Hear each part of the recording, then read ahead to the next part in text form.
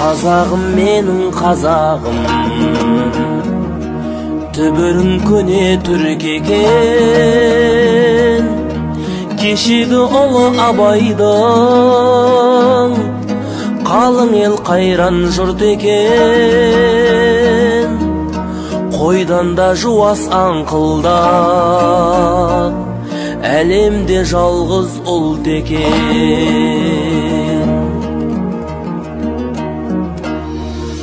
Ал бірақ кейде тіліңмен өз ұлтқа жүрсің күлкі боп. Мысалға алып қарашы, жеті ата жеті жұрты жоқ. Жануар аң мен құстың да үнінен басқа мүлкі жоқ.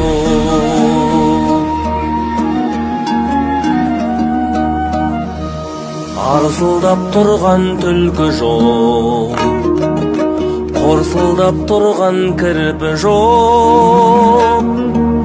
Кісінеудің орнына қыңсылап тұрған жылқы жоқ. Ал біздің кейбір қазақтың тіліне деген құлқы жоқ.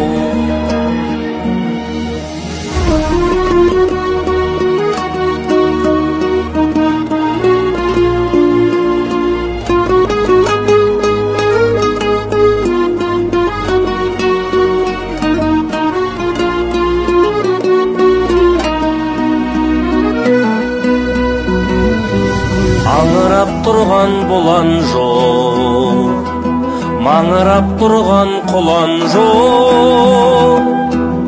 Саңқылдаудың орнына қарқылдап тұрған қыран жоқ. Ал кейбір шала қазақтар алғайсың тәлім бұдан көп. Тіліме келген кесел көп, бұл шындық сөзде өсек жоқ. Ақырудың орнына кісінеп тұрған есек жоқ. Ал біздің кейбір қазақтың тіліне деген есеп жоқ. Атамның сөзі жүйелі, анамның тілі киелі. Қазақ біз десек бір ұшын өзіме келіп тиеді. Шынында кейбір қазақтың тілінің сынған тиегі.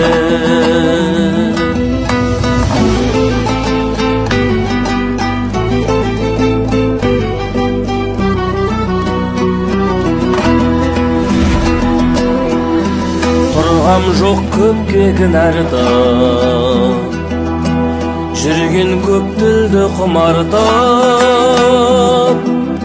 Бабамның асыл сөзінен анамның сүті тұраңқып. Өз тілін балаң білмесе, мылқау қып туған мұңарып. Тіл үшін талай жан кешкен, жер үшін талай қан кешкен.